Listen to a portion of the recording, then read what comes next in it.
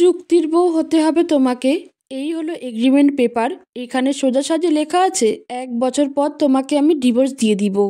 আর তুমি এই শর্ত মেনেই আমাকে বিয়ে করছো। ফারিয়া অবাক চোখে সামনে থাকা মানুষটির দিকে তাকিয়ে রইল। ব্যক্তিটি পুনরায় বলল, তুমি কি রাজি এই শর্তে? স্যার, আপনার কথার মানে আমি বুঝলাম না। সিম্পল, তোমার মায়ের ট্রিটমেন্টের জন্য 25 লাখ টাকা লাগবে, তাই তো? জি স্যার। আমার শর্ত হচ্ছে আমাকে বিয়ে করতে হবে। অবশ্য বিয়েটা একটা এগ্রিমেন্টের বিয়ে। তোমার মায়ের ট্রিটমেন্টের জন্য 25 লাখ, 40 লাখ, ইনফ্যাক্ট যত টাকা লাগবে আমি দিব। সিঙ্গাপুর পাঠানোর সমস্ত ব্যবস্থা আমি করে দিব। শুধু এগ্রিমেন্ট মোতাবেক আমাকে 1 বছরের জন্য বিয়ে করতে হবে। ফারিয়া ছলো ছলো নয়নে তাকিয়ে রইল। মায়ের অপারেশনের জন্য অনেক টাকার প্রয়োজন। একটা বিজ্ঞপ্তি দেখে ফারিয়া এসেছে রিয়ানের সাথে দেখা করতে। সেখানে বলা হয়েছিল 10 লাখ টাকার একটা চুক্তি হবে। তাই কোনো কিছু না ভেবেই ছুটে আসে সে। কালো ডাক্তার বলেছে সিঙ্গাপুরে ট্রিটমেন্ট করালে ওর মা ভালো হয়ে যাবে, আর তার জন্য প্রয়োজন 25 লাখ টাকা। মিস ফারিয়া, আপনি কি রাজি? ফারিয়া চেয়ার থেকে উঠে দাঁড়ালো। কাঁধের মলিন ব্যাগটা তুলে নিয়ে বলল, আম সরি স্যার, আমি এই ধরনের এগ্রিমেন্টে রাজি নই। আমি আসছি। As your wish. ফারিয়া চলে গেল। রিয়ান তাচ্ছিল্য হেসে চেয়ারে মাথা এলিয়ে দিল। প্রচণ্ড যন্ত্রণায় মাথা যেন ফেটে যাচ্ছে। গত 7 দিন ধরে ঘুম হচ্ছে না। হন্তদন্ত হয়ে পেপারে গোপন নিউজটা ছাপিয়েছে। অনেকেই আসে, কিন্তু রিয়ানের কাছে সবাইকেই ইরিটেট লেগেছে। ফারিয়া নামক মেয়েটি যোগ্য মনে হয়েছিল, কিন্তু মেয়েটা শর্ত শুনেই লাপাত্তা হয়ে গেল। মাথা যন্ত্রণায় অসহ্য লাগছে সব। কপালে ধীর হস্তে মালিশ করতে করতে কারোর নাম্বারে ডায়াল করলো সে। Hi sweetheart, I am sorry, actually বিয়েটা নিয়ে প্রচণ্ড চাপে আছি। ও বেবি, প্লিজ 1 বছরই তো ম্যানেজ করো না কোনোভাবে। তুমি তো জানোই আমি আমার কোর্সটা কমপ্লিট না করে বিডিতে ব্যাক করতে পারছি না। আই নো দ্যাট, বাট কিয়া, how can I manage? Mom আর ড্যাড তো উঠে পড়ে লেগেছে আমার বিয়ের পেছনে। উফ রিয়ান, এত টেনশন করছো কেন? তুমি তো বললেই এগ্রিমেন্টে বিয়ে করবে, তাহলে সমস্যাটা কোথায়? Actually no more word. আমি তোমাকে ট্রাস্ট করি ডার্লিং। আই নো তুমি কোনো মেয়েকেই টাচ করবে না। Thanks sweetheart. ওকে, এখন রাখছি কেমন? ওকে ডার্লিং। মা। ব্যস্ত নগরীর ফুটপাত ধরে হেঁটে যাচ্ছে ফারিয়া, চোখে অশ্রুর ধারা। পরিস্থিতি আজ ওকে কোথায় নামিয়ে আনলো। টাকার জন্য একটা মানুষের চুক্তির বউ হবে। ফারিয়ার ইচ্ছা হচ্ছে মাটিতে পা ছড়িয়ে কান্না করতে। বাবার কথা আজ খুব মনে পড়ছে। 1.5 বছর আগেও বাবা নামক মানুষটার ছায়া ছিল। মধ্যবিত্ত সংসারে হেসে খেলে জীবন পার করছিল, কিন্তু বাবার হঠাৎ করে চলে যাওয়া যেন সমুদ্রের ঢেউ হয়ে ওদের উপর পড়ল। দাদার সম্পত্তি থেকে বঞ্চিত করা হলো। ওর কোনো ভাই নেই বলে বাবার যা ছিল তা বিক্রি করে চলে আসলো ঢাকার শহরে। এখানে এসে কোনো মতে এইচএসসি পরীক্ষা দিল। মায়ের হঠাৎ অসুস্থতায় আরও এলোমেলো হয়ে গেল। পড়া হলো না ভার্সিটিতে। যা টাকা ছিল তা মায়ের চিকিৎসাতেই শেষ হয়ে গেল। কিন্তু হাই, কপালের দুঃখ কি আর সহজে যায়? 6 মাস আগে মায়ের হার্ট ব্লক ধরা পড়ল। ছোট বাচ্চাদের পড়িয়ে কোনো মতে সংসার চালাচ্ছিল সে। অপারেশন করার টাকা কোথায়? মাসখানেক আগে কিডনির সমস্যাও ধরা পড়ল। সব এলোমেলো হয়ে গেল। মাকে জীবিত দেখতে হলে প্রয়োজন প্রায় 25 লাখ টাকা। ফারিয়া আপন মনে ভাবতে ভাবতে বাসায় চলে আসলো। ছোট্ট টিন চালের একটা বাসাতে ভাড়া থাকে। আশেপাশে সব কিছুই বস্তির মতো। দরজা খুলে রুমে ঢুকতেই মায়ের খ্যাক খ্যাক কাশির শব্দ। ফারিয়া ছুটে গেল মায়ের কাছে। মা মলিন বিছানাতে শুয়ে আছে। ফারিয়ার 2 চোখ ভরে উঠল। মা কিছু বলতে যাবে তখনই কাশি উঠে গেল। কাশতে কাশতে মুখ দিয়ে রক্ত বের হয়ে আসলো। ফারিয়া বিচলিত হয়ে পানি খাওয়ালো।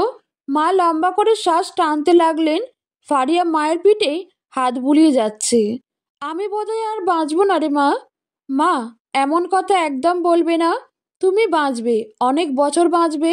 তুমি না বাঁচলে আমাকে কে দেখবে বলো তো? আমার জন্য তোমাকে বাঁচতে হবে মা। কথাগুলো বলতে বলতে মাকে জড়িয়ে ধরল ফারিয়া। চোখ দিয়ে নোনা জলের ধারা নেমে যাচ্ছে। মা খ্যাক খ্যাক করে কাশতে লাগলেন। ফারিয়া ধীর হাতে পিঠে মালিশ করলো। কাশি থামতেই ফারিয়া মাকে শুইয়ে দিল। অত টাকা কোথায় রে মা? আমি জানি আমার বড় কোনো অসুখ হয়েছে। এমনটা বলতে নেই মা, তোমার শরীরের এমনি কিছু সমস্যা আছে। অপারেশন করালে তুমি একদম সুস্থ হয়ে যাবে। অপারেশনের টাকা পাবো কোথায়? তুই দিনরাত খেটে সংসার চালাচ্ছিস, আর কি করবি রে মা? ফারিয়া শুকনো হাসলো। মায়ের বুকে মাথা রেখে বলল, তোমাকে আমি বাঁচাবো মা, তোমার ট্রিটমেন্টের ব্যবস্থা হয়ে যাবে। তুমি অত ভেবো না তো, এখন রেস্ট নাও। মাকে সান্ত্বনার বাণী শুনিয়ে দ্রুত পায়ে ওয়াশরুমে ঢুকলো ফারিয়া। পানির কল ছেড়ে দিয়ে অজরে কাঁদতে লাগলো। জীবন এত কঠিন কেন? বাইরে থেকে চিৎকার চেঁচামেচি শুনে বেরিয়ে আসলো ফারিয়া। দরজা খুলতেই মধ্যবয়সী এক মহিলা বললেন, কতবার কইতে হইব পানি কম খরচ কর? মাসে পানি বিল কত আয় খেয়াল আছে? 3 মাসের ভাড়াও তো বাইজা আছে। নেহাতি মা মেয়ে বছর দেড়েক ধরে থাকোস, তাই এখনো থাকতে দিছি। মাফ করবেন খালা, আর বেশি পানি খরচ করব না। যা, সামনে মাসে কিন্তু ভাড়া দিতে হবে, না হলে বাসায় আর থাকতে পারবি না। ফারিয়া মাথা ঝাঁকিয়ে সম্মতি জানালো। ভদ্র মহিলা প্রতি মাসেই এমন কথা বলেন, কিন্তু মাস শেষে বাসা থেকে বের করে দেন না। বাইরেটা উগ্র মেজাজের হলেও ভেতরে সুন্দর এক মন রয়েছে। সে মৃদু হাসল। কৃতজ্ঞতার চোখে ভদ্রমহিলার যাওয়ার পানে তাকিয়ে রইল। স্যার, স্যার, সকালের মেয়েটা আপনার সাথে আবারও দেখা করতে এসছে। কোন মেয়েটা? ওই যে ফর্সা করে চিকন মেয়েটা, কি যেন নাম? ফারিয়া? ইয়েস স্যার, ভেতরে পাঠিয়ে দাও। লোকটা চলে যেতেই রিয়ান ভ্রু কুঁচকে চেয়ার ঘুরিয়ে নিল।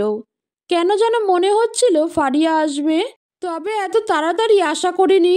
রিয়ান তাচ্ছিল হাসল। তখন তো বেশ ভাব দেখিয়েছিলি, এখন গেল কোথায় এত ভাব?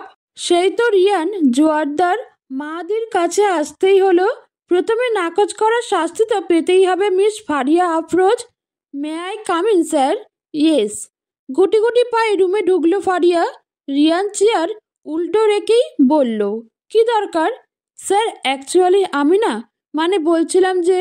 ফারিয়াকে তোদলাতে দেখে রিয়ান চেয়ার ঘুরিয়ে নিল। মেয়েটির উদ্দেশ্যে গ্লাসটা এগিয়ে চোখ দিয়ে ইশারা করলো। ফারিয়া ঢকঢক করে পানি গিলে ফেলল। রিয়ান সামান্য ভাবনাতেই পড়ল, মেয়েটার মুখ এতটা শুকনো দেখাচ্ছে কেন? ফারিয়া লম্বা করে শ্বাস নিচ্ছে। রিয়ান চোখের ইশারায় বসতে বলল। তবে মেয়েটি বসল না, বরং সমস্ত সংকোচ কাটিয়ে বলল, স্যার, আমি এগ্রিমেন্ট পেপারে সাইন করতে রাজি। রিয়ানের ঠোঁটের কোণ জুড়ে মৃদু হাসি দেখা গেল, তবে সে হাসি ভেদ করে সামান্য রগরগা কণ্ঠে বললেন, বাট এগ্রিমেন্টটা তো আমি অন্য কাউকে। রিয়ানকে কিছু বলার সুযোগ দিল না ফারিয়া, সঙ্গে সঙ্গে রিয়ানের পায়ে লুটিয়ে পড়ল।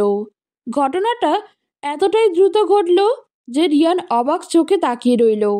বিষয়টা মাথায় খেলার আগেই ফারিয়ার কান্না মিশ্রিত গলা ভেসে আসলো, স্যার, প্লিজ স্যার, আমার খুব প্রয়োজন। আমার মাকে বাঁচাতে হবে। প্লিজ স্যার, আপনি আমাকে ফিরিয়ে দিবেন না। আপনি যা যা বলবেন আমি তাই করব। প্রয়োজনে 1 বছর কেন, সারা জীবন আপনার বাসায় চাকরানি হিসেবে এগ্রিমেন্ট সাইন করব। দয়া করুন আমায়, আমার মাকে বাঁচাতে হবে, প্লিজ স্যার। ফারিয়ার এমন কথাতে রিয়ান ভ্রু কুঁচকে তাকালো।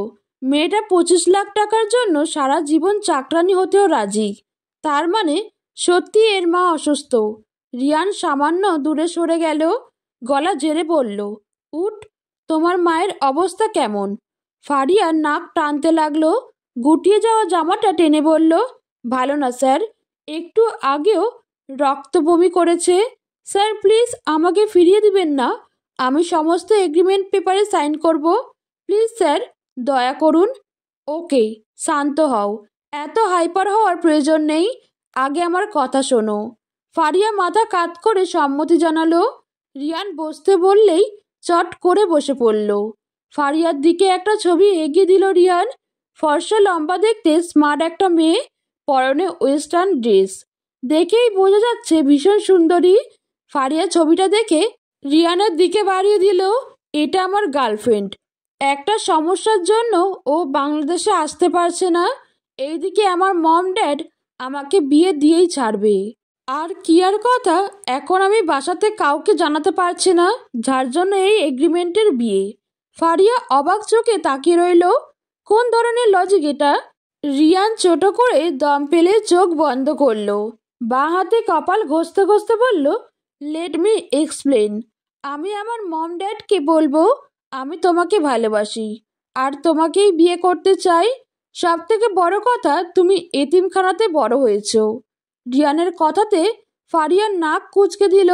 রিয়ান চোখ খুলে বলল, আমি তোমাকে চুজ করেছি কারণ তোমার ফ্যামিলিতে শুধু তোমার মা আছে, সব কিছু ম্যানেজ করতে সহজ হবে।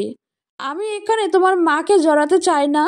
আর তাছাড়া আমার মম ড্যাড এতিমদের প্রতি দুর্বল, তাই তোমাকে সহজেই মেনে নিবে। আমাদের বিয়েটা হয়ে যাওয়ার বছর খানেকের মাঝে কিয়া চলে আসবে, এর আগেও আসতে পারে। তো কিয়া চলে আসলে আমি বলবো আমাদের বিয়েটা কোনো বিয়েই নয়, তোমাকে ডিভোর্স দিয়ে দিব আর আমি কিয়াকে বিয়ে করে নিব। বুঝতে পেরেছো? ফারিয়া মাথা ঝাঁকালো, কিছুক্ষণ ভেবে ভীত গলাতে বলল, বাট স্যার, আপনি তো আপনার ফ্যামিলির পছন্দেও বিয়ে করতে পারেন। স্টুপিড! তাহলে আমি কিয়াকে কি করে বিয়ে করব? আমার মম ড্যাড যার সাথে বিয়ে দিবে তার সাথে তো কোনো এগ্রিমেন্ট হবে না, হবে কি? তখন আমি কি করব? তার জন্যই তো এত প্ল্যান। তুমি রাজি কি না সেটা বলো। ফারিয়া ফোঁস করে দম ফেলল। জীবনকে পুতুল খেলার মতো সাজাবে সে।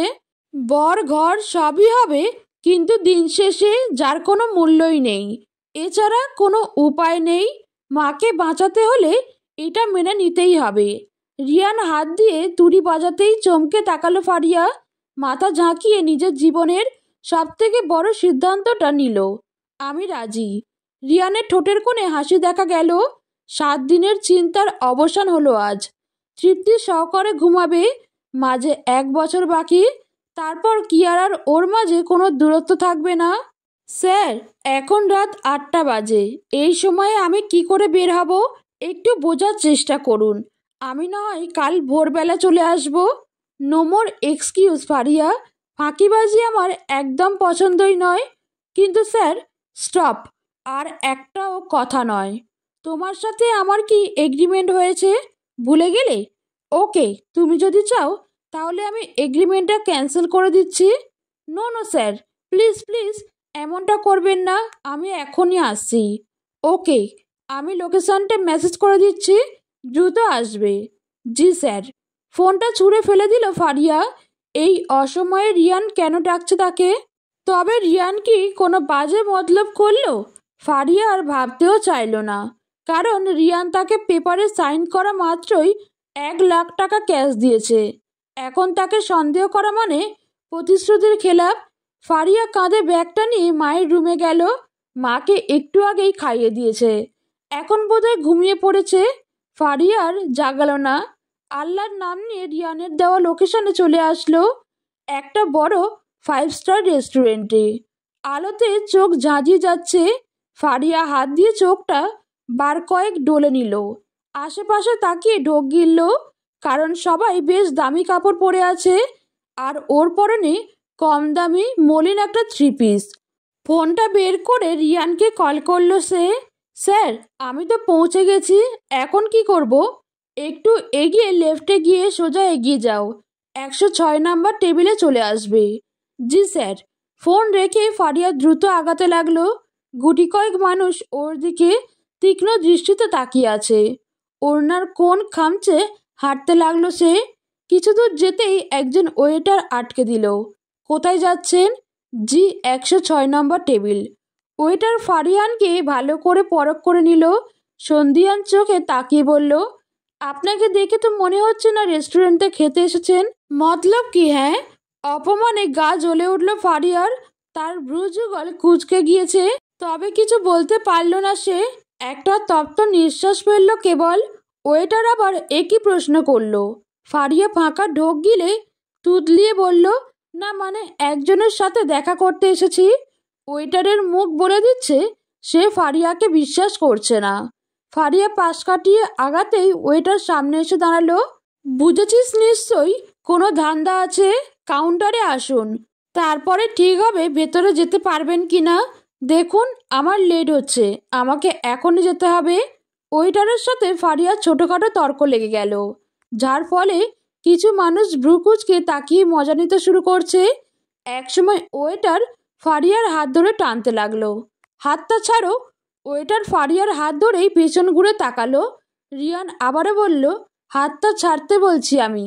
রিয়ানের কথাতে ওয়েটার থতমত খেয়ে গেল, কারণ কথাটা বেশ জোরেই বলেছে রিয়ান। ওয়েটার জড়সড় হয়ে রইল। Sir I am sorry, actually ওনাকে দেখে মনে হলো উনি কোনো ধান্দাতে এসেছেন, তাই আমি কাউন্টারে নিয়ে যেতে চাইছিলাম। ওয়েটারের কথায় স্পষ্ট বিরক্ত হলো রিয়ান। তার চোখে মুখে রাগেরও দেখা মিলল, তবে ফারিয়ার দিকে তাকিয়ে আর কিছু বলল না। মেয়েটি লজ্জায় ডুবে আছে। রিয়ান হতাশ হলো, কারণ ফারিয়ার ড্রেস আপ 5 স্টারে আসার উপযুক্ত নয়। তাই গলায় জাঁ জেনে বলল, she is my guest, now get lost. Waiter মাথা নিচু করে চলে গেল। ফারিয়া স্বস্তির নিঃশ্বাস ফেলল। আসলে আমি no need to explain, come will me. Faria আর কথা আগালো না, রিয়ানের পিছু পিছু হাঁটতে লাগলো। রিয়ান একটা টেবিলে বসে ফারিয়াকে বসতে বলল। মিনিটের মধ্যে একজন ওয়েটার 2টো কোল্ড কফি দিয়ে গেল, সাথে দিল 1 বাটি চাউমিন। ফারিয়া কাচুমাচু করতে লাগলো। বড্ড অস্বস্তি হচ্ছে ওর, যদিও টেবিলটা বেশ কর্নারে। চাউমিনটা খাও। ফারিয়া খেলো না, একইভাবে বসে রইল। হাত দুটো বারবার ভাঁজ করছে আর খুলছে। রিয়ানের তীক্ষ্ণ দৃষ্টি বিষয়টা বুঝতে পারল। এক্সকিউজ মি, চপস্টিকটা রেখে চামচ দিয়ে যান প্লিজ। ফারিয়া এক পলক তাকালো। রিয়ানের সাথে চোখাচোখি হওয়াতে বেশ লজ্জা পেল। ওয়েটার চপস্টিক বদলে চামচ দিয়ে গেল। রিয়ান ইশারা করলো চাউমিন খেতে। ফারিয়া একটু খেলো, তার হাত কাঁপছে। রিয়ান টেবিলের উপর একটা শপিং ব্যাগ রাখলো। ফারিয়া অবাক চোখে তাকাতেই রিয়ান বলল, পাশের রুমে গিয়ে চেঞ্জ করে আসবে? মানে? নো মোর ওয়ার্ড, চেঞ্জ করে আসো, তারপর বলছি। ফারিয়া মায়ের কথা ভেবে কথা বাড়ালো না। মায়ের সুস্থতার জন্য রিয়ানের সমস্ত কথা শুনতে হবে তাকে। পরিস্থিতি এমন যে রিয়ান যদি বলে এখন ওর সাথে বেডে যেতে, তাহলে তাই যেতে হবে। বিষয়টা ভাবতেই ওর চোখ দুটো চলচল করে উঠল। আর্থিক সংকট বুঝি মানুষকে নোংরা করে দেয়? এই যে আজ যদি মায়ের অসুখটা না হতো, তবে কি এত টাকার জন্য হলেও রিয়ানের কাছে আসতো? না, কোনোভাবেই না। সে আত্মসম্মানের দিকে এক চুলও ছাড়তে রাজি নয়। তবে পরিস্থিতি তাকে অসহায় করে তুলল। ব্যাগটা নিয়ে রিয়ানের দেখানো রুমে চলে এলো। রুমটা দেখেই ফারিয়ার চোখ চড়ক গাছ। বিশাল বড় রুম, একপাশে গোল বেড, লাইটিং সহ কিছুটা প্রকৃতির ছায়াও আছে। মিনিট 5 পুরো রুমে চোখ বুলালো। এত সুন্দর রুমে কখনোই আসা হয়নি। হাতের ব্যাগটার কথা মনে হতেই মুখটা মলিন হয়ে এলো। ব্যাগটা খুলে একটা ড্রেস পেল। ড্রেসটা কটন কাপড়, সিম্পল গ্রাউন, তবে অনেক সুন্দর। ফারিয়া চেঞ্জ করে নিল, সাথে দেওয়া ইয়াররিং, ওয়াচ আর গলায় ছোট্ট পেন্ডেন্টও পরে নিল। চুলগুলো বেঁধে নিয়ে বের হয়ে আসলো। দরজা খোলার আওয়াজে ফারিয়ার দিকে তাকালো রিয়ান। ফর্সা রঙের সাথে ব্লু রঙের গ্রাউন্ডটা খুব সুন্দর মানিয়েছে। একটু আগের শুকনো ফ্যাকাশে ফারিয়া আর এখনকার ফারিয়া যেন আকাশ পাতাল ফারাক। শুধুমাত্র ড্রেস আপের কারণেই মানুষের এত চেঞ্জ? রিয়ান আর ভাবতে পারল না। ভ্রুযুগল কুঁচকে উঠে দাঁড়ালো।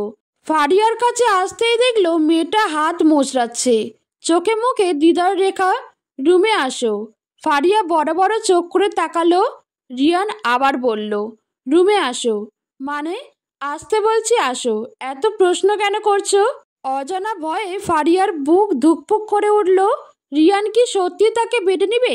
ভাবতেই গা গুলিয়ে আসলো, চোখে পানি চিকচিক করে উঠল।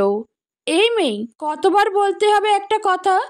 এই সময়টা ফারিয়ার চোখে পানি আসলো। বড় দ্বিধা কাজ করছে, তবে মায়ের মুখটাও মনে পড়ছে। সব মিলিয়ে তাকে যে যেতেই হবে। চোখের পানি আড়াল করে কাঁপা স্বরে বলল, আসছি স্যার। ফারিয়ার রুমে যেতেই রিয়ান বেডে গিয়ে বসলো। মেয়েটা নিজের মনকে শক্ত করার চেষ্টা চালাচ্ছে, কিন্তু কিছুতেই কিচ্ছু হচ্ছে না। সে মানুক আর না মানুক, এখন রীতিমতো রিয়ানের গোলাম সে। রিয়ান যা বলবে তাই করতে হবে। রিয়ান ব্রুকুচকে ফারিয়াকে দেখতে লাগলো। মেয়েটা কেমন যেন, একটা কথা 10 বার করে বলতে হয়। হাজার চেষ্টা করেও নিজেকে দমাতে পারছে না ফারিয়া। এক হাতে জামা খামচে ধরলো। একটু পর হয়তো পৃথিবীর সব থেকে নিকৃষ্টতম আচরণের সায় দিতে হবে। ভাগ্য বড় বিচিত্র রঙা। রিয়ান ধীর পায়ে এগিয়ে আসলো।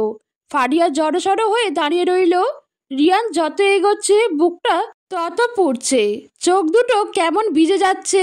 রিয়ান ফারিয়ার কাছে এসে গলা থেকে একটানে ওড়নাটা নিয়ে গেল। ফারিয়া নিজেকে আড়াল করতে চেয়েও করল না, শুধু চোখ বুজে ঠোঁট কামড়ে রইল। গায়ে কোনো স্পর্শ না পেয়ে অবাক হলো। কয়েক সেকেন্ড পর চোখ খুলে দেখলো রিয়ান ওড়নাটা সুন্দর করে ভাঁজ করেছে। চোখে মুখে বিরক্তি। পুরো বিষয়টা ফারিয়ার মাথার উপর দিয়ে গেল। রিয়ান ভাঁজ করা ওড়নাটা ফারিয়ার কাঁধের একদিকে দিয়ে দিল, সাথে চুলগুলো খুলে ফেললো। 3 ভাগের 1 ভাগ চুল এনে অন্য পাশে করে দিল। মেয়েটা এখনো অবাক চোখে রিয়ানকে দেখছে। ও কি ভেবেছিল আর কি হলো? রিয়ান ঠোঁটে দাঁত চেপে ফারিয়াকে দেখে নিল। নাও, পারফেক্ট। স্যার, আমি কিছুই বুঝতে পারছি না। আমাদের ছবি তুলতে হবে, লাইক বয়ফ্রেন্ড গার্লফ্রেন্ড। তোমাকে তো হাত ধরে সব শিখিয়ে দিতে হয়। একটু লজ্জা পেল ফারিয়া, তবে 2বার বলার পরও বুঝেনি সে। তাই রিয়ান নিজে থেকে ঠিক করে দিল। ছবির কথাটা মাথায় আসতেই ফারিয়া বলল, কেন? ছবি কেন তুলতে হবে? ফারিয়ার প্রশ্নে বিরক্ত হলো রিয়ান, তবুও নিজেকে ঠান্ডা রেখে বলল, আমার মম ড্যাডকে দেখাবো। তার আগে ছবির ডেটগুলো চেঞ্জ করতে হবে। আমার মম ড্যাড জানে যে তোমার সাথে 1 বছর ধরে আমার রিলেশন। ও, কিন্তু আমার সাথে তো। স্টপ, অনেক কথা বলো তুমি। মনে রাখবে, বেশি কথা বলা আমার একদমই পছন্দ নয়। তোমাকে পরে সব বুঝিয়ে দিব, এখন আসো আমার সাথে। ফারিয়া মাথা ঝাঁকালো। নিঃশব্দে রিয়ানের পিছু চলছে এখন, সাথে আল্লাহর কাছে শুকরিয়া আদায় করলো। যে ভয়টা ছিল সেটা কেটে গিয়েছে। স্বস্তির নিঃশ্বাসটা যেন বুকের পাথরটা নামিয়ে দিল। ফারিয়ার পাশাপাশি বসে দাঁড়িয়ে বিভিন্নভাবে ছবি তুলল রিয়ান। এই ছবির ডেটগুলো চেঞ্জ করতে হবে, অনেক অনেক কাজ। তার মম ড্যাড অত্যন্ত চঞ্চল ব্যক্তি, ধরা না খেলেই হয়। প্রায় আধ ঘন্টা পর ছবি তোলা শেষ হলো। ফারিয়া যেন হাঁপ ছেড়ে বাঁচল। রিয়ানের কাছাকাছি অবস্থান করতে একটা অস্বস্তি হচ্ছিল তার। রিয়ান ছবিগুলো দেখতে দেখতে বলল, ওকে, আজকের জন্য ডান, তুমি এখন আসতে পারো। ফারিয়া মলিন হেসে মাথা ঝাঁকালো। কাঁধে ব্যাগ নিয়ে কিছু দূর যেতেই পুনরায় রিয়ান ডেকে উঠল, এই শোনো। জি স্যার। তোমার বাসা এখান থেকে কত দূর? 10 কিলোমিটার প্রায়। রিয়ান ঘড়িতে টাইম দেখলো, 10:30 বাজে অলরেডি। এত রাতে মেয়েটার একা যাওয়াটা রিস্কের হবে, তাই বলল, আমি তোমাকে ড্রপ করে দিচ্ছি, আমি একাই যেতে পারবো। হুস, কাম উইথ মি। তাছাড়া তোমার বাসা চেনার প্রয়োজন আছে, যদি পালিয়ে যাও। কথা শেষেই হাসলো রিয়ান। পুরোটাই মজার ছলে বলছে সে। ফারিয়া আর কথা বাড়ালো না, রিয়ানের পিছু পিছু হাঁটতে লাগলো। তবে গাড়ির কাছে এসে বেশ দ্বিধায় পড়ল, ফ্রন্ট সিটে বসবে নাকি পিছনে। এই ছোট্ট সমীকরণটা কিছুতেই মিলাতে পারল না। রিয়ান ড্রাইভিং সিটে বসে বলল, উঠ। ফারিয়া আমতা আমতা করতে লাগলো। ওর অস্বস্তির কারণ বুঝতে পারল না রিয়ান। বিরক্তিতে ভরে উঠল তার মুখশ্রী। এভাবে এর সাথে 1 বছর থাকতে হবে, ভাবতেই কেমন লাগছে। কি হলো, উঠো না কেন? আমি কোথায় বসবো? সিটে বসবে, এইটা কি বলে দিতে হবে? না মানে আমি কোন সিটে? ফারিয়াকে হাত দিয়ে কথার মাঝপথেই থামিয়ে দিল রিয়ান। মাথার চুলগুলোতে হাত বুলিয়ে নিল। ফ্রন্ট ক্যামেরায় নিজেকে দেখতে দেখতে বলল, ফ্রন্ট সিটে আসো। যখন আমার সাথে যাবা ফ্রন্ট সিটেই বসবে। নাটক সিনেমা দেখো না নাকি? জি। কি বললেন? রিয়ান যেন বিরক্ত হলো। এই মেয়েকে বোঝানো তার কর্ম নয়। উঠো প্লিজ, লেট হচ্ছে। ছোট্ট করে হুম বলে ফ্রন্ট সিটে বসলো যুবতী। ফারিয়ার থেকে লোকেশন জেনে নিয়ে রিয়ান ড্রাইভ করছে। অনেকটা পথ চলার পর ফারিয়া বলল, স্যার গাড়ি থামান। কেন? সামনে গাড়ি ঘোরানোর ব্যবস্থা নেই? রিয়ান ভ্রু কুঁচকে গাড়ি থামিয়ে দিল। সামনের দিকে সরু একটা ইটের রাস্তা গিয়েছে। চারপাশে চোখ বুলিয়ে যা বুঝলো এটা কোনো বস্তি এলাকা। রিয়ান তপ্ত শ্বাস ফেলে গাড়ির ব্রেক কষলো। ফারিয়া গাড়ি থেকে নেমে বলল, এখান থেকে 8 নম্বর বাসায় আমি থাকি। আচ্ছা, ফোনটা সবসময় অন রাখবে। টাইম ওয়েস্ট একদমই পছন্দ নয় আমার। জি স্যার, বলেই সামনের দিকে হাঁটতে লাগলো মেয়েটি। রিয়ান হঠাৎ করেই গাড়ি থেকে নেমে এলো।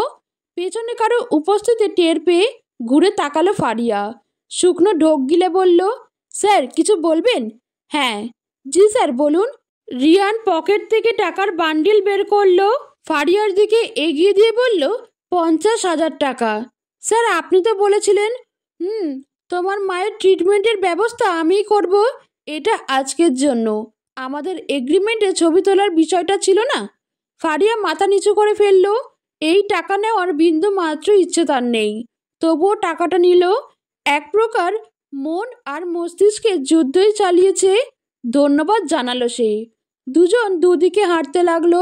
দুজন দুদিক থেকে এক পা করে বাড়ালেই দুজনের মাঝে দূরত্ব বেড়ে যাচ্ছে দ্বিগুণ। ঘরে আসতেই মায়ের কাশির খ্যাক খ্যাক শব্দ ভেসে আসলো। হুমড়িকে মায়ের কাছে বসলো ফারিয়া। মা হালকা পিট পিট করে তাকালেন। অসুস্থ শরীর, একা একা কিছু করতে পারেন না। ফারিয়া টেবিল থেকে পানির গ্লাস ভর্তি করে নিল। মাকে উঠিয়ে মুখের সামনে গ্লাস ধরতেই ঢকঢক করে গিলে নিলেন। ওড়নার কোণ দিয়ে মায়ের মুখ মুছিয়ে দিতেই রুগ্ন কণ্ঠে মা বললেন, কোথায় গিয়েছিলে ফারিয়া? একটু বাইরে ছিলাম মা। বলেছিলাম না একটা কাজ পেয়েছি, ওইটার জন্যই গিয়েছিলাম। কাপা হাতে মায়ের সমস্ত মুখে হাত বুলালেন। ফারিয়ার দৃষ্টি স্থির, তবে মায়ের হালচাল বুঝে উঠতে পারল না। কিছু বলবে মা? আমি জানি তুই কোনো বাজে কাজের সাথে যুক্ত নেই, তবুও এত রাতে কি কাজ থাকতে পারে? একটা মিটিং ছিল মা। যে স্যার আমাকে কাজ দিয়েছিলেন তারই সাথে মিটিংয়ে ছিলাম। মা হয়তো কতটা বিশ্বাস করলেন, তবে কোথাও একটা চাপা ব্যথা অনুভব হচ্ছে। মলিন মুখে মেয়ের দিকে তাকিয়ে রইলেন তিনি। এই যে তার গর্ব। অথচ ফারিয়ার জন্মের পর ওর দাদি দু চোখে সহ্য করতে পারেননি। দাদা সব সম্পত্তি থেকে বহিষ্কার করলেন। তার বাবার টাকা পয়সার বেশিরভাগ অংশ ছিল দাদির কাছে, সেটাও দিলেন না। এক কাপড়ে সবাইকে বের করে দিলেন ওনারা। সেসব ভাবতেই বুকের ভেতর কেমন করে উঠল। ফারিয়ার মায়ের দু চোখ থেকে নোনা জল ভরে উঠল। ছেলে হলেই কি সুখ হয়? এই যে তার মেয়েটা তার কাছে সুখের দুনিয়া। এত কষ্টের মাঝেও মেয়েটার মায়াবী মুখখানা হৃদয়ে শীতল আবহাওয়া এনে দেয়। মায়ের অশ্রুসিক্ত মুখটা দেখে ব্যস্ত হয়ে পড়ল ফারিয়া। মায়ের ভেজা পাপড়িতে হাত রেখে বলল, কাঁদছো কেন? তুই খুব ভালো মেয়ের মা। আমার জীবনে দেখা সেরা সন্তান তুই। ফারিয়া ফ্যাল ফ্যাল করে তাকিয়ে রইল। চোখ দুটো কেমন ভেজা ভেজা লাগছে। চোখ খিচে পানি আটকালো সে। মুখে হাসি ফুটিয়ে বলল, মাসখানেকের মধ্যেই আমি তোমাকে সিঙ্গাপুর পাঠাবো মা। তুমি একদম সুস্থ হয়ে যাবে, এত চিন্তা করো না তো। সিঙ্গাপুর? এত টাকা পাবি কোথায়? স্যার তোমার সমস্ত চিকিৎসার খরচ দিবেন। এই যে আজও 50,000 টাকা দিয়েছেন। টাকাগুলো মায়ের হাতে দিয়ে ফ্রেশ হতে চলে গেল ফারিয়া। মা অবাক চোখে তাকিয়ে রইল। এত টাকা কেন দিবে কেউ? কি এমন কাজ করে ফারিয়া? প্লিজ কিয়া, তুমি তাড়াতাড়ি আসার ট্রাই করো। আমার এই বিয়ে বিয়ে খেলা একদমই ভালো লাগছে না। তুমি বললে আমি তোমার ডিপার্টমেন্টের সাথে কথা বলতে পারি, যা লস হবে সব আমি দিয়ে দিব। তবুও উফ রিয়ান, প্লিজ থামবে? দেখো বেবি, আমি ওনাদের কথা দিয়েছি। তুমি তো জানো আমি কথার খেলাপ করি না। একটা বছরই তো, প্লিজ ম্যানেজ করে নাও। শুধু পড়াশোনা হলে আমি চলে আসতাম। এখনকার বিজনেসটা আমার জন্য গুরুত্বপূর্ণ রিয়ান। কিন্তু কিয়া, উফ, কোনো কথা নয়। বাংলাদেশে রাত 1টা বাজে। প্লিজ যান, শুয়ে পড়ো। অসুস্থ হয়ে যাবে তো। রাখছি কেমন? রিয়ান ফোনটা ছুঁড়ে ফেলে দিল। আর যাই হোক, ওদের সম্পর্কের কথাটা বাসায় জানালেই তো হয়। কিন্তু কিয়া বারবার বারণ করছে। দেওয়ালে জোরে লাথি মেরে রুম থেকে বের হলো সে। এতটা অসহ্য লাগছে তার। ইরফান জোয়ারদার ড্রয়িং রুমে বসেছিলেন, ছেলেকে করিডোর দিয়ে পায়চারি করতে দেখে উঠে দাঁড়ালেন। একবার ভাবলেন উপরে যাবেন, কিন্তু কি ভেবে যেন গেলেন না। গলা উঁচিয়ে রিয়ানকে ডেকে নিলেন। বাবার সামনে এসে রিয়ান চুপ করে রইল। বাবাকে ভয় না পেলেও ভীষণ সমীহ করে চলে, আর তার জন্যই তো এত সব নাটক করতে চাচ্ছে। কারণ বাবা যদি কাউকে কথা দিয়ে ফেলেন, তখন রিয়ান তো বিয়ে করতে পারবে না, আর তার বাবার সম্মানটাও ধুলোয় মিশে যাবে। এত রাতে করিডোরে কি করছিলে? ঘুমাওনি কেন? ড্যাড, ঘুম আসছিল না। তুমি এত রাতে এখানে যে? কোনো সমস্যা? সমস্যা নয়, তবে ভাবছিলাম। কি এমন ভাবনা যে এত রাতে ভাবতে হবে? ইরফান জোয়ারদার ফোঁস করে শ্বাস ফেললেন। লুকিয়ে রাখা দীর্ঘশ্বাসটা বেরিয়ে এলো। রিয়ান উত্তর শোনার জন্য অপেক্ষা করছে। ছেলে 27 বছর পেরিয়ে 28-এ পা দিয়েছে, এখনো বিয়ে করলো না। প্রায় 4টা বছর হলো পড়াশোনা কমপ্লিট করেছিস, চিন্তা হওয়ার কথা নয়? বিরক্তিতে রিয়ানের মুখশ্রী বিবর্ণ হয়ে গেল। এক কথা হাজারবার বলছেন ভদ্রলোক। প্রথমত, রিয়ানের বিয়ের বয়স পেরিয়ে যায়নি, আর দ্বিতীয়ত তার পড়াশোনা বেশ এগিয়েছে, যার জন্য অল্প বয়সেই গ্র্যাজুয়েশন কমপ্লিট হয়ে গেছে। তাছাড়া রিয়ান তো এখনও অন্য বিষয়ে বিদেশে পড়াশোনা করে যাচ্ছে। ইরফান জোয়ারদার গলা জেরে কঠোরতা এনে বললেন, বাবা হলে তো বুঝতে। আমি সবসময় চাইতাম তোমার গ্র্যাজুয়েশন কমপ্লিট হলেই বিয়ে দিব। তুমি তো তা মানলে না, বললে নিজের বিজনেস দাঁড় করাতে চাও, তাও করলে। তারপর আবার অন্য এক কোর্স নিলে, সেটাও শেষ হয়েছে। এখন আবার আরেক কোর্স নিলে। তুমি কি চাও বলো তো? পড়াশোনার সাথে বিয়ে না করার কি যোগ রিয়ান? রিয়ান ফ্যাল করে তাকিয়ে রইল। কিয়ার সাথে কানাডায় পরিচয়, লাস্ট ইয়ার ছিল, আর কিয়া ফার্স্ট ইয়ার। ধীরে ধীরে প্রেম হয়, তবে মাসখানেক বাদেই রিয়ানের গ্র্যাজুয়েশন কমপ্লিট হয়ে যায়। আরও ফিরে আসে বাংলাদেশে, যদিও প্রায়ই কানাডাতে কিয়ার সাথে দেখা করতে যেত। 4.5 বছরের প্রেমের 4 বছর ধরে বিয়ের কথা বলছে রিয়ান, কিন্তু কিয়া পড়াশোনা কমপ্লিট না করে বাসায় বিয়ের কথা জানাতে পারবে না। নানা রকম অজুহাত দেখায়। রিয়ান দীর্ঘশ্বাস ফেলল। মাত্র 1 মাস একই দেশে ছিল তারা, আর 1 মাসের প্রেমেই কিয়ার প্রতি বেশ দুর্বল সে। তাই তো গত 4 বছর ধরে অপেক্ষা করে আছে। রিয়ান, বাবার কণ্ঠে চমকে গেল রিয়ান। আমতা আমতা করে বলল, বল। মন মস্তিষ্ক কোথায় আছে? দুবার ডাকার পরও কোনো সারা শব্দ নেই। সরি ড্যাড, রাত 2টো বেজে গেছে। কি বলছিলে বলো? আমার ঘুম পাচ্ছে, বলেই হাই তুলল রিয়ান, পুরোটাই বাবাকে এড়িয়ে চলার জন্য। ইরফান জোয়ারদার কিছু বলতে গিয়েও থেমে গেলেন। নরম সুর তুলে বললেন, যাও, কাল কথা হবে। রিয়ান ফ্যাল করে তাকিয়ে থেকে চলে গেল। বিন্দু মাত্র ইচ্ছা নেই কথা শোনার। কিছু বলাই মানে বিয়ে। পাগল হয়ে যাচ্ছে সে। না জানি বিজনেসের কি হাল হচ্ছে। আপাতত চিন্তামুক্ত একটা রেস্ট দরকার। রিয়ান দ্রুত বেডের দিকে গেল। বেডে শোয়া মাত্রই যেন নিদ্রা মহাশয় মাথায় হাত বুলিয়ে দিল। মুহূর্তের মধ্যেই ঘুম এসে জড়িয়ে নিল তাকে। দরজায় খটখট আওয়াজে চোখ মেলে তাকালো ফারিয়া। কাল বেশ রাত করে ঘুমিয়েছিল, আজ আবার এত সকাল সকাল কে ডাকতে এলো?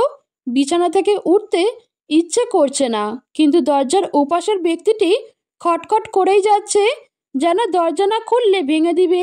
তাই আড়মোড়া ভেঙে উঠে দাঁড়ালো, ওড়নাটা গায়ে জড়িয়ে দরজা খুলে দিল। গ্যাস বিল দিতে এসেছে। লোকটার চোখে মুখে চরম বিরক্তি, কারণ গত 3 মাসের গ্যাস বিল দেওয়া হয় না। ফারিয়া হাসি হাসি মুখ করে কিছু বলবে তার আগেই লোকটা বলল, আর সময় দেওয়া যাবে না, নয় বিল দিন, না হলে গ্যাসের লাইন কেটে দেওয়া হবে। ফারিয়ার চোখে মুখে বিস্ময় ফুটে উঠল। লোকটা কিছু বলার সুযোগ তো দিবে। আপনি দাঁড়ান, আমি এখনই সব বিল পরিশোধ করে দিচ্ছি। লোকটা ভ্রুকুচকে তাকিয়ে রইল। ফারিয়া আলমারি থেকে 2টো 1000 টাকার নোট বের করে আনলো। লোকটার হাতে টাকাটা দিতেই হনহনিয়ে চলে গেল। কি আজব! মা, আমি খালাকে বাসা ভাড়া দিতে যাচ্ছি, কিছু লাগলে কাউকে ডেকে নিও। ফারিয়া টাকা নিয়ে সোজা দোতলায় চলে গেল। বাসার সামনের অংশতে 3টা টিন শেডের দেওয়াল করা ঘর, আর পেছনে দোতলা বাসা, যার মধ্যে 3টে ফ্ল্যাট রয়েছে। নিচের 2টো ভাড়া, আর দোতলাটা কে বাড়ির মালিক নিজেদের জন্য একটা ফ্ল্যাট করেছেন। হাসি হাসি মুখ করে দরজায় কলিং বেল বাজালো ফারিয়া। মিনিট খানেক পরও কোনো রেসপন্স পাওয়া গেল না। আবার কলিং বেল চাপলো। এক কর্কশ কণ্ঠ ভেসে আসলো, আসছি আসছি, এই সকালবেলা রান্না বান্না কিছু করতে হয় তো নাকি? একটু সময় দে আমার বাপ, কলিং বেলটা নষ্টই করে দিলি বোধ হয়। ফারিয়া খালার কথা শুনে ফিক করে হেসে দিল। ভদ্রমহিলার নাম ডাক আছে বটে, ঝগড়াতে উস্তাদ, তবে এটাও সত্য মনটা বেশ ভালো। কি রে, এই ভোর সকালে কিছু হয়েছে? তোর মায়ের শরীর কি খারাপ করেছে? ফারিয়া নিঃশব্দে মাথা ঝাঁকালো, মুখে মৃদু হাসি ফুটিয়ে বলল, সব ঠিক আছে খালা, বাসা ভাড়াগুলো দিতে এসেছি। আচ্ছা, সে না হয় দিবি, তার আগে ঘরে আয়। ফারিয়া ঘরে ঢুকলো। ড্রয়িং রুমের সোফাতে বসতেই ভদ্রমহিলা আর্তনাদ করে বললেন, ইস, একদম ভুলে গেছি, চুলোয় রান্না চাপিয়েই এসে পড়েছি, তুই বস। ফারিয়া সম্মতি জানালো। ছিমছাম ঘর হলেও বেশ সুন্দর, পরিপাটি গোছানো। উঁকি ঝুঁকি দিতেই দেখলো খালার বড় ছেলে আদিব এদিকেই আসছে, তাই জড়সড় হয়ে বসে রইল।